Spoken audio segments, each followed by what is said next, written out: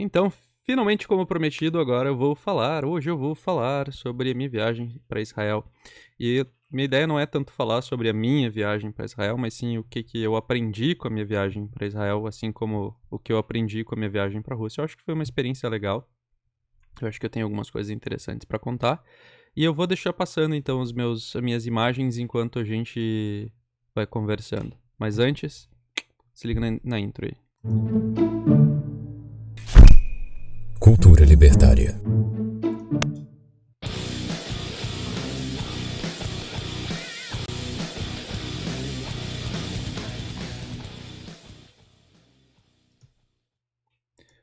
Então, obviamente que meu passeio começou no aeroporto, mas então vai assistindo aí enquanto eu vou contando o que eu achei de Israel.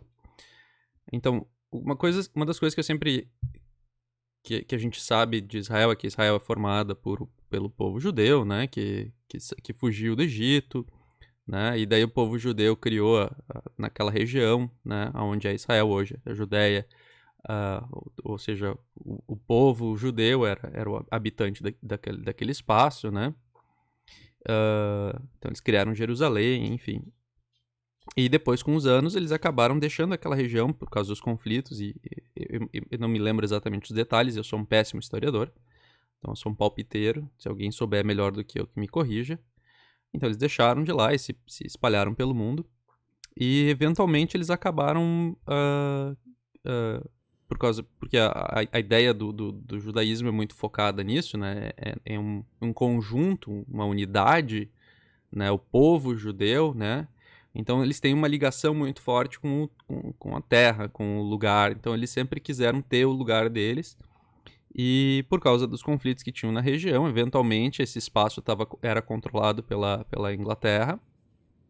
E a Inglaterra então fez um tratado com eles onde o povo judeu poderia voltar a habitar aquela região, né? E eles declararam aquela região então como Israel. E isso foi recentemente, isso que tem 60 anos, para um país é um tempo relativamente moderno, né? Bastante moderno. A gente compara com o Brasil tem 500 anos de história, né? Claro que Israel antecede, né? A história do povo judeu antecede, tem mais de 2000 anos de história. Mas, em particular, esse arranjo das coisas agora é recente, né? Então, como vocês estão vendo aí o vídeo de quando eu estava voltando do aeroporto, é uma cidade moderníssima, super bem estabelecida, né? Com prédios como qualquer outra grande cidade que a gente tem no mundo. Tel Aviv, que é a capital deles. Então tem esse centro, né? Muito. Esse foco do país, Israel, em volta do judaísmo, né? O judaísmo está totalmente conectado. É um estado étnico, é um estado focado na religião, né? Pelo menos assim eu entendia. Então, a minha grande observação, estando lá, é que não é diferente de qualquer outro estado. Que Tel Aviv, tu poderia estar em qualquer outra cidade do mundo e Tel Aviv ia ser exatamente igual. Nada diferente. É, tudo que acontece de degeneração em Tel Aviv acontece também em Montreal, acontece também em Porto Alegre, acontece também no Rio de Janeiro, acontece também em São Paulo. O foco na indulgência, no material, no instantâneo, no prazer momentâneo, no aqui e no agora, é igual lá. E isso me chocou um pouco, porque por algum motivo eu achava, ingenuidade minha, que um Estado focado, forjado em cima da teologia, não teria essas características. Ele não sucumbiria a isso. E por que aconteceu isso? E é interessante, porque a gente fala muito do Estado, a gente fala muito da ausência do Estado, principalmente, né? Mas por que aconteceu isso lá em particular? Pelo menos no meu entendimento, é extremamente importante da gente entender.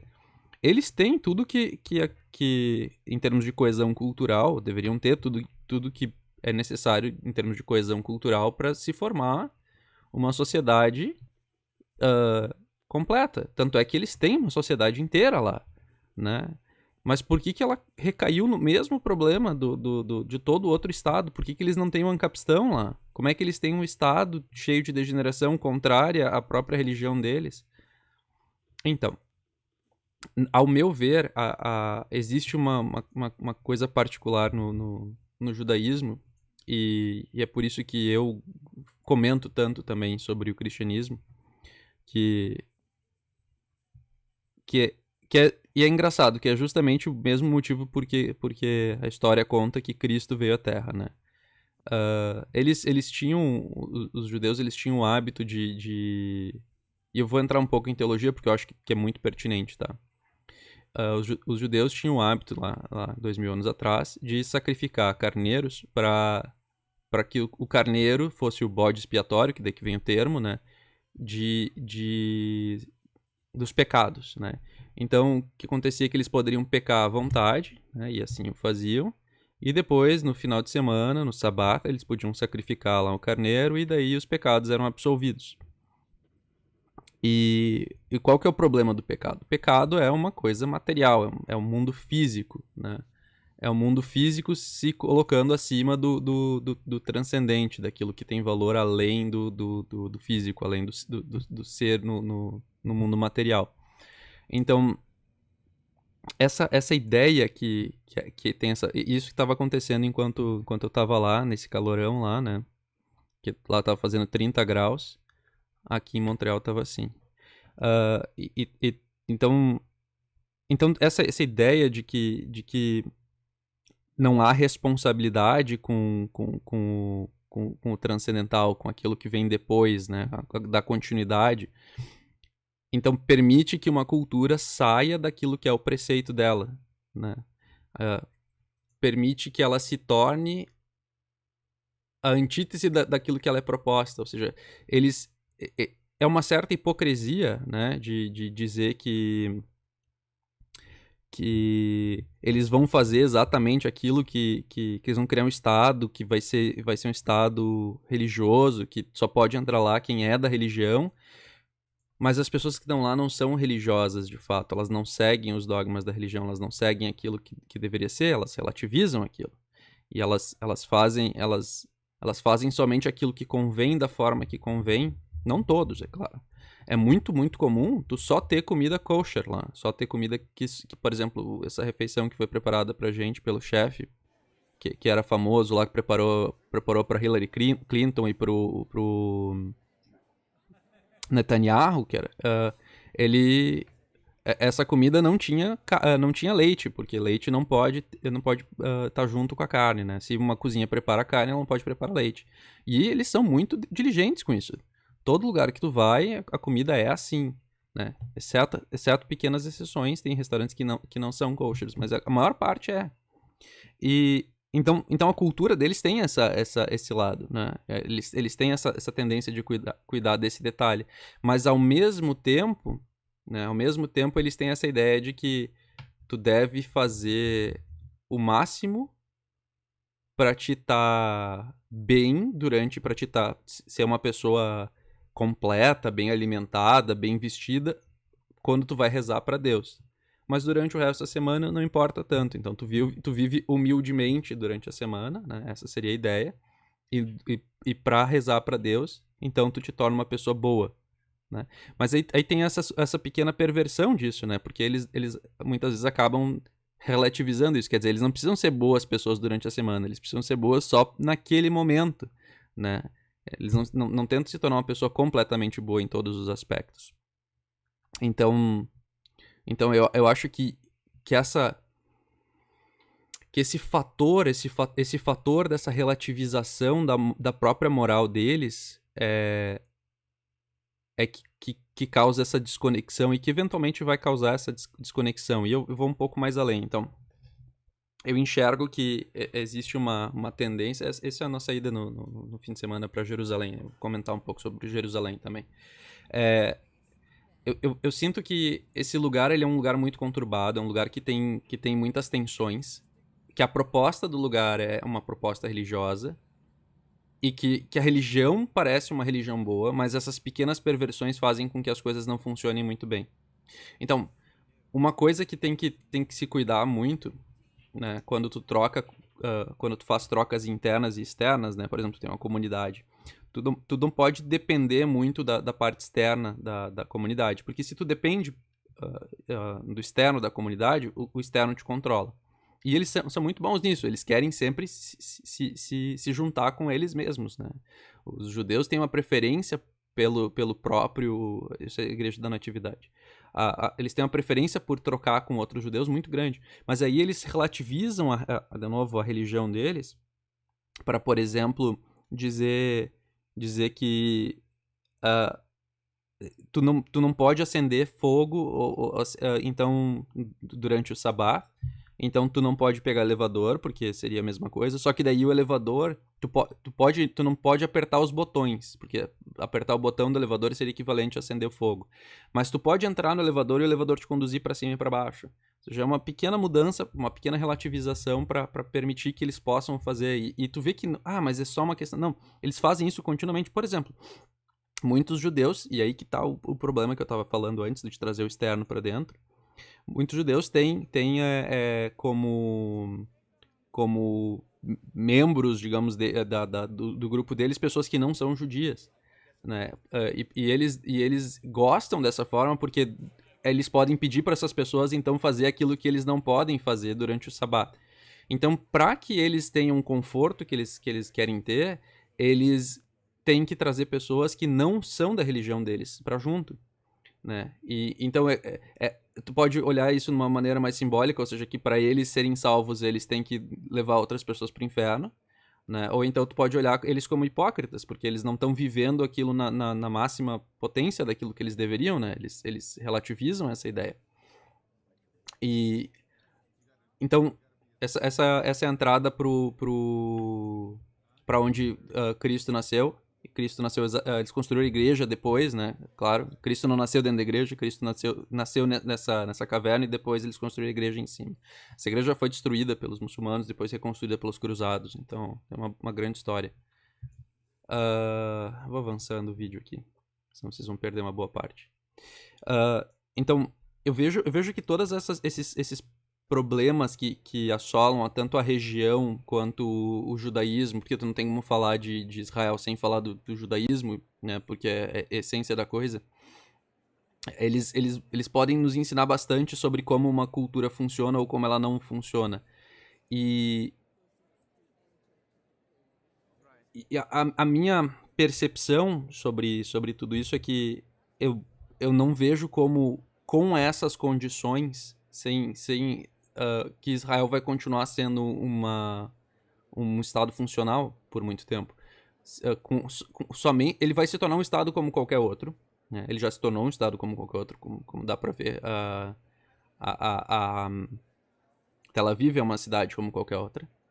É uma cidade bonita, uma cidade bacana, sim, mas é uma cidade como qualquer outra no sentido de que ela tem as mesmas características, ela não dorme, ela tem balada o dia inteiro, tu vai por qualquer hora na rua, consegue achar um bar pra beber e tal. Essa é a vista de Jerusalém. A cidade antiga é onde tá aquele muro lá no centro. E aquele domo lá, dourado, é o domo da igreja dos muçulmanos, Templo da Pedra.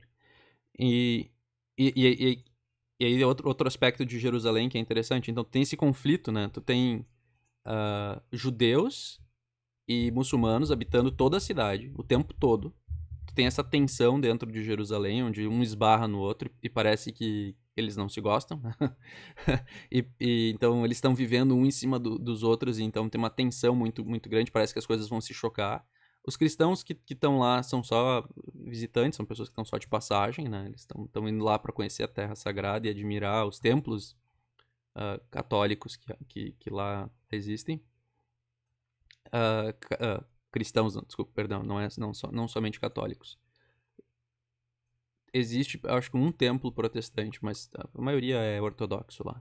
Tudo foi construído em 400, 500. Então, acho que 500, 600. Então, eu não vejo como que essa estrutura...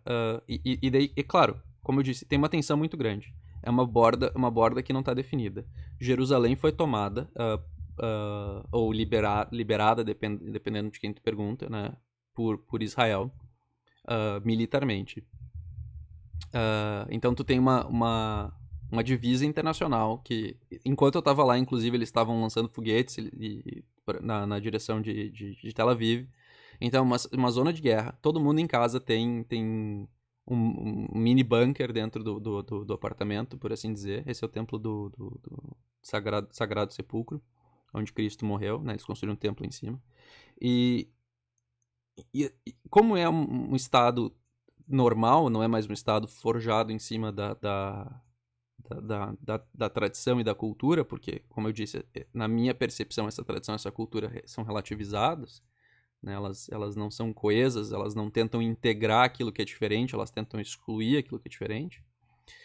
Então ele se torna um estado tradicional, um estado comum, e nenhum estado comum sobrevive dentro dessas condições, porque todos os estados comuns eles vão gerar dívida, eles vão imprimir moeda, eles vão ficar em defasagem econômica, eventualmente. E daí tu não tem mais como sustentar uma guerra. Então, o que acontece quando tem uma guerra? Então, eu não espero, eu torço para que isso jamais aconteça, né?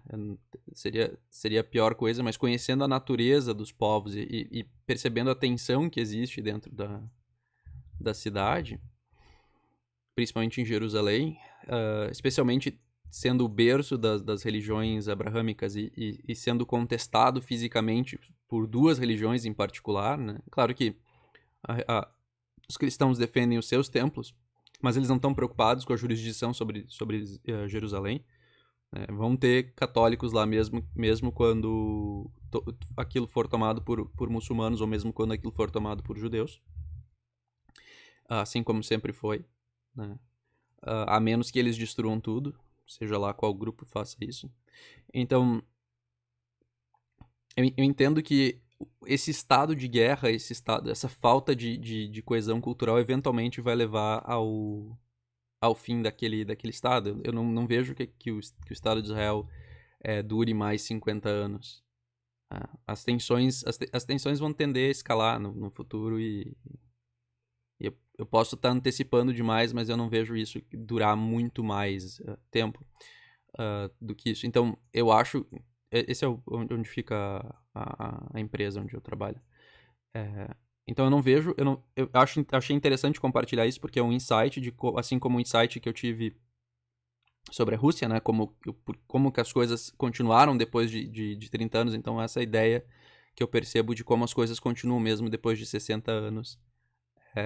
Mudou muito, mas não deixou de ser um estado, porque o fundamento daquilo que faz algo ser mais do que um estado, que ser realmente uma comunidade, uma sociedade, não tá presente.